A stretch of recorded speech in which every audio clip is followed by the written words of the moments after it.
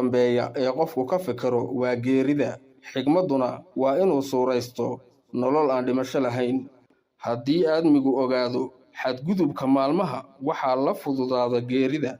Haddiise uu ogaado xadgudubka ummadda, waxaa la fududaata nolosha.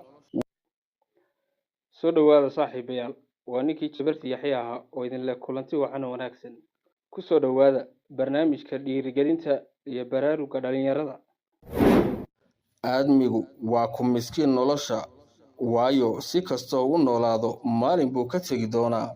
Noloshu waxa ay ka kooban tahay laba qaybood oo kala ah qurux iyo xaq. Waxaan ku noolnahay adduunyo la yaab leh oo wax kasta ka suuroomaan.